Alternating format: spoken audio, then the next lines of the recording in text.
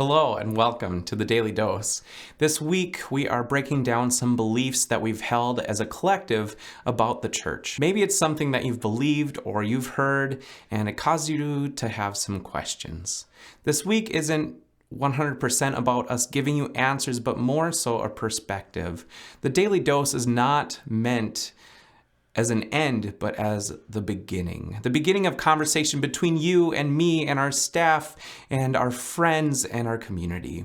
And honestly, I believe that the Bible was also created as a conversation starter, not the end of a conversation. We've all been in a situation where there was a hand-picked Bible verse to end a conversation. And let's be honest, sometimes it has been in line with our beliefs and where we are, and sometimes it's definitely not. That all being said, the conversation starts like this. Does the church exist to fulfill my needs, our individual needs? When I was really little, I went to church because my grandparents and my parents attended. It's what we did. There wasn't any conversation about it. It just was. I'd often find myself on my grandma's lap and I'd pop up for the singing portions. I loved the music. At that time, it was about me and my family. But then when I was a sixth grader, I got asked to lead Sunday school music. And all of a sudden, my perspective, it switched a little bit. It changed. It grew a little bit more than myself. It started to look like me being part of that ministry, thinking about the kids who are younger than me and that were older than me. And all of a sudden, I was asked to be part of the adult choir in sixth grade and singing and playing for that. And then the services after that, I started to think about different perspectives, different life stages for other people. And my circle of ministry and what it meant to me continued to grow and grow. And that continued as I accepted my call into ministry and continued to go to seminars and trainings across the country, as well as being in the midst of church and ministry at all hours every day of the week, month, and year.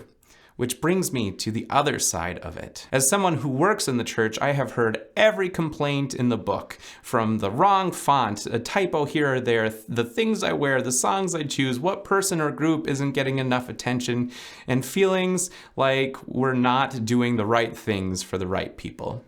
Which is where it gets really interesting. Is the church created for my individual needs? I'll never forget, there was one service years ago. I was still singing a song. I was still doing my job at the service. People were leaving, but some of us were still singing. And I had a line in front of me. One person came up first and I had to quit doing my job. I stopped singing in the middle of the song. And this person said, the music was loud, it was awful, and the choices were lousy. That first person left, and the second one came up to me, and they said the music was dull, quiet, and boring. In a matter of 3 minutes, I had two complaints on complete opposite sides of the spectrum. There was no in between. There was no questions asked or a conversation, and certainly no solutions were offered, just complaint about not getting needs met. And I don't say this as a pity me statement. I say this as a little insight to how hard it is to please anyone, let alone everyone at the same time. And this is where I get to look at my experiences through my life in the church.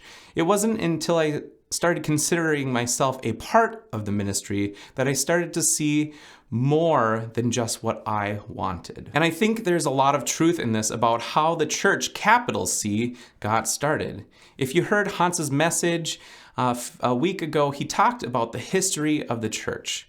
Many of the early Christians, if not all of them, were being persecuted. They were hunted, tortured, and killed by the Romans. Yet they kept gathering together in small groups. Why? To hear of the promise in and through Jesus and to help others. They gave their possessions, their time, their resources to help the poor, the lonely, the outcast, and the lost. They started a movement so strong that it hasn't stopped for thousands of years. See, for me, just like the church thousands of years before me, it started with me little 5-year-old me, but as I continued to give my time, talent, and even offering, I stopped looking at what it was that the church could give me, but what I could give to the church. How I could make a difference. How there is something way bigger than my wants and needs. It's like this in all of life. If I am feeling down and lost, I don't need to take from others, even though that is what feels natural to me. I need to give myself to something that is bigger than myself. I need to help someone. That's what gets me out of a funk. In my life, I know that when I am down, I need to give. It makes us all feel better. I love how JFK said, "Ask not what your country can do for you. Ask what you can do for your country." He knew back then that when we take responsibility for, rather than are the victim, when we donate our time, our money, our energy, and call it ours to fix rather than theirs or yours to fix, that is when things change. I can find so many passages from the Bible. Here are a couple. Give and it will be given to you. Good measure, pressed down, shaken together, running over will be put into your lap. For with the measure you use, it will be measured back to you. That's Luke 6. Or here in Proverbs, one gives freely, yet grows all the richer. Another withholds what he should give and only suffers want. Whoever brings blessing will be enriched, and one who waters will himself be watered. It works like this in our families too. We are young and single and think of ourselves, what we want to do, where we want to live, if we're having tacos or pizza to eat. We get married and our vision, it changes to not me, but us. And then kids and grandchildren. And where do we find our joy? In our kids' and grandchildren's lives. So it is in the church. We have one of two options. We can be on the outside feeling like our needs aren't being met, or we can get involved, give, help, call it our own, take responsibility. And the church and the whole world, it changes around us. We start to see the bigger picture, and then the font choice or decoration doesn't matter as much because we know without a doubt that what we are doing is changing lives. It's helping parents and families and marriages and drug addicts and putting food in starving children's stomachs.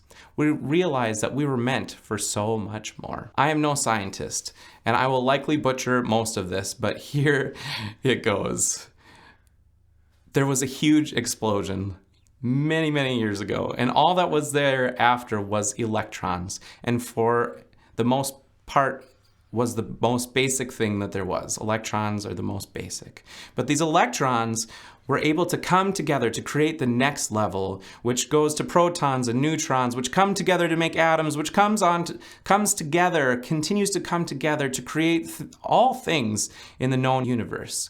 So many atoms and molecules kept coming together, as if from the very beginning realized that coming together can create common good, which created all of us and everything around us. And then some of us stop right there. We stop at me and you. And there's always this feeling of needs not being met, that there's something missing, even though the entire pull of the universe has always been to come together, to create something bigger and better than us. We are all connected through the basic elements. We are created to come together and to do good. It's as if Paul knew this when he wrote in Romans chapter 8. And we know all things work together for good. To them that love God, to them who are called according to God's purpose. You catch that part about work together. Paul knew in the early church that we were made to come together and work for good. So after this long rambling of church, kids, faith, electrons, and everything else in between, what am I even trying to say? In this quick message, I hope you can continue this conversation with me and with others. Is the church for you? Absolutely. Here at Calvary, we are for you. Are we always going to meet every need? No. No church or business or anything can. If we take ownership, though, and give what God has given us, we can make a difference in this world, just like the first followers of Jesus did. And when we do that, will we always be happy? Probably not, but I think it's a good start.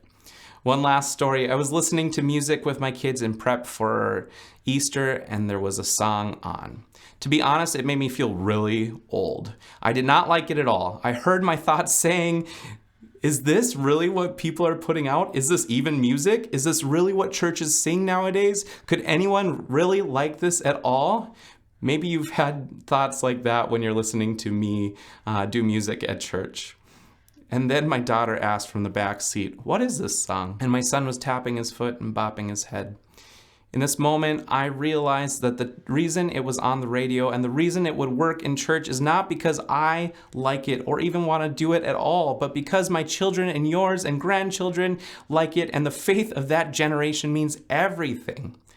That is what we are here for, folks, as a church, but even more importantly, for us all to put our differences aside and to minister to the next generation and the poor, the lonely, the outcast, the lost. It's time for us to work together for good according to God's purpose.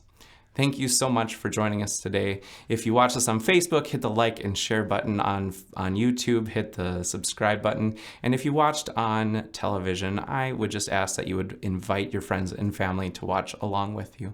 Thank you so much. God bless.